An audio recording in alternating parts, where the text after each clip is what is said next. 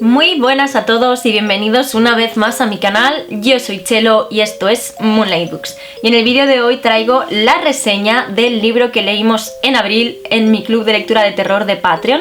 Antes de empezar, dejad que os recuerde que si queréis uniros al club y participar en las próximas lecturas conjuntas, tenéis el enlace a Patreon aquí debajo en la cajita de descripción. En este caso, el libro del que voy a hablaros es Una cabeza llena de fantasmas, el libro que mató de miedo a Stephen King. Bueno, como os he dicho, hoy toca reseña y vamos a estar hablando de Una cabeza llena de fantasmas de Paul Tremblay. Este es el libro, la verdad es que tenía muchas ganas de leerlo porque, bueno, no han sido pocas las personas que han dicho que este libro los asustó muchísimo y como bien sabéis yo llevo un tiempo intentando buscar un libro que me dé pesadillas, que no me deje dormir por la noche. Por desgracia no ha sido el caso, pero bueno, aún así es un libro que he disfrutado bastante. La reseña va a proceder como todas las reseñas del canal. Os voy a leer la sinopsis, haré un resumen sin ningún tipo de spoilers del contenido del libro, de la trama de la historia, y luego os daré mi opinión. La apacible vida de los Barrett da un giro cuando su hija Marjorie, de 14 años, empieza a mostrar síntomas horribles de esquizofrenia que los médicos no consiguen mitigar. Muy pronto la situación ha empeorado tanto que su descenso a la locura parece imparable. Desesperado, el padre pide ayuda a un cura para practicar un exorcismo, y es entonces cuando se produce una vuelta de tuerca. Debido a sus problemas económicos, acepta la oferta de una productora de reality shows para grabarlo todo. 15 años después, una escritora entrevista a la hermana pequeña de Marjorie. A medida que ella rememora la tragedia, va desengranándose una impactante historia que plantea interrogantes sobre la memoria y la realidad, los medios de comunicación, el poder de la ciencia y la religión, y la naturaleza misma del mal. Bueno, creo que hay varias cosas interesantes que se deducen de esta sinopsis, y son varias frases que nos dan una idea de lo que podemos encontrar dentro.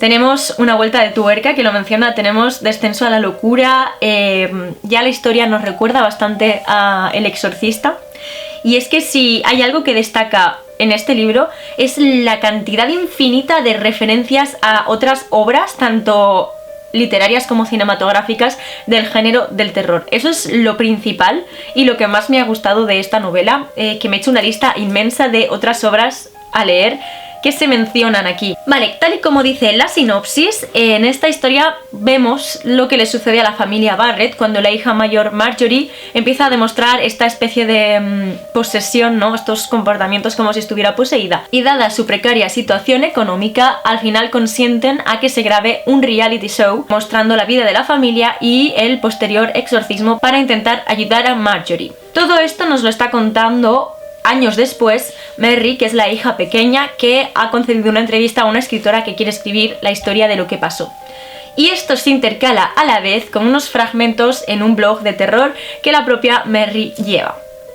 La historia se va desarrollando, vamos viendo que nuestro narrador no es fiable, porque era una niña muy pequeña, porque ha pasado mucho tiempo, porque esto supone un trauma para ella, pero también porque ella contribuyó a mentir, y también porque ni siquiera ella misma tenía claro lo que estaba pasando. Bueno, la historia va desencadenándose poco a poco hasta un final que hasta el último cuarto de la historia no te ves venir. No quiero decir mucho más al respecto porque creo que es una historia que vale la pena, a pesar de que no ha sido mi novela favorita. Vale la pena que la leáis, vale la pena que vayáis descubriendo lo que pasa a la vez que nos lo cuentan nuestros personajes. Yo le he puesto 3,5 estrellas sobre 5. Porque, bueno, me parece una historia bastante lenta. Hasta el último cuarto del libro no llega a pasar nada y ni siquiera veo componentes terroríficos ni, no sé, ganchos que me hicieran querer seguir leyendo. Eso sí, el último cuarto del libro, cuando descubrí el error en el que nos mete a todos esta novela, entonces no pude parar. Hay una cosa que quiero decir y no voy a explicarla, porque sería spoiler. Todo el mundo se piensa que esto es como una especie de homenaje al Exorcista de Blatty, y no es verdad. Es un homenaje a Siempre hemos vivido en el castillo de Shirley Jackson. Y si no os lo creéis, dejad que os lea unas líneas. Las hermanas, antes de que todo se vaya a la mierda, quedan juntas por la noche y se cuentan historias. Y en una de estas historias, Marjorie a uno de los personajes le llama la gatita Merry, porque nuestra protagonista se llama Merry. ¿A qué os recuerda esto? porque no es por nada, pero la protagonista de Siempre hemos vivido en el castillo se llama Merry Cat. Y esto lo tenemos en la página 35. Ahí tenemos la clave que desde el principio nos dice que el libro nos está engañando. Ahí lo que os digo, que hasta el último cuarto, cuando nos damos cuenta qué es lo que va a pasar, realmente pensamos que estamos leyendo un reboot de El Exorcista. Bueno, quitároslo de la cabeza e intentar ir con la mente en blanco porque os va a sorprender. El estilo de escribir de Tremblay me ha parecido bastante fresco y dinámico. Lo que sí que no me ha gustado demasiado ha sido la visión que nos cuenta nuestra protagonista, más luego la visión del blog que ella escribe.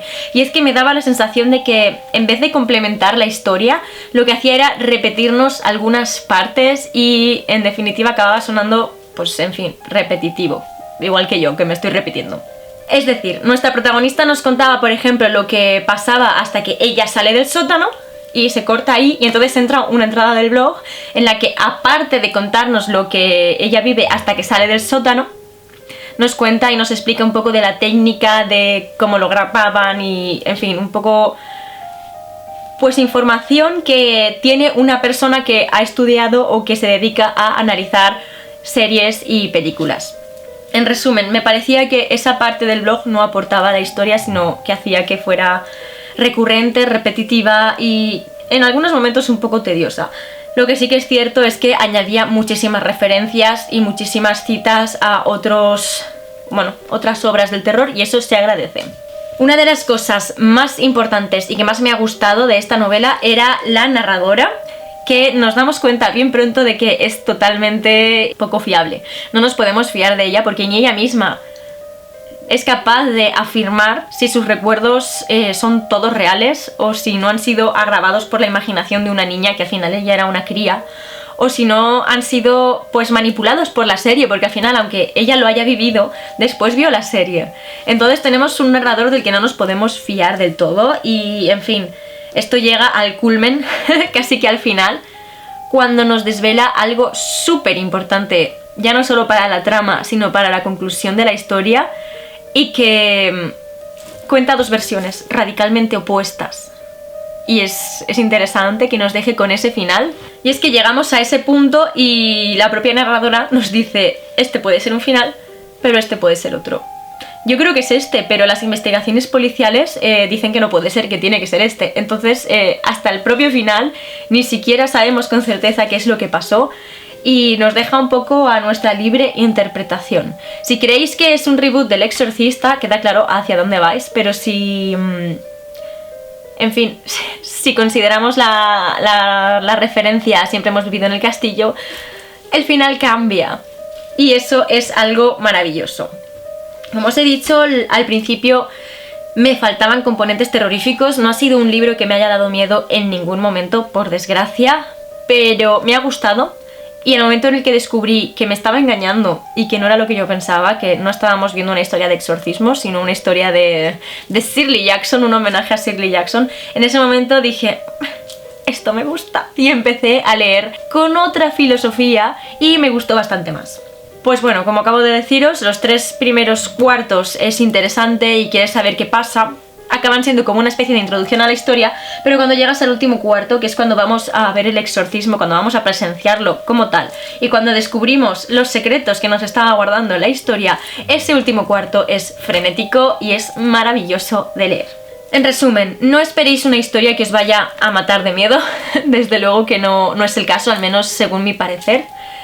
Tiene escenas que pueden ser fuertes o que pueden resultar terroríficas, pero no es el orden general de la historia. Es una historia que va bastante lenta y que tiene su fuerte en la ambigüedad. Y eso sí, con un final frenético y totalmente ambiguo. Si os gustan las historias de posesiones, tenéis que leer este libro. Y si os gusta Shirley Jackson, en fin, recomendadísimo. Y eso es todo lo que quería contaros al respecto de este libro. Decidme en los comentarios si lo habéis leído y qué opinión os merece. ¿Os mató de miedo a vosotros también? ¿O os dejó como un poco, no sé, esperando algo más? A mí ya solo me queda recordaros que os suscribáis a mi canal si os gusta el contenido que estoy subiendo y que le deis a la campanita de notificaciones para que os avise cada vez que suba nuevos vídeos. Recordad que subo 2 vídeos cada semana, los miércoles y los domingos. Y si queréis contenido literario 24/7 podéis seguirme en mis otras redes sociales, os dejo los enlaces directos aquí debajo en la cajita de descripción del vídeo. Y por último quería dedicar un momentito a agradecerles a mis mecenas de Patreon el apoyo que me están dando. Muchísimas gracias de todo corazón.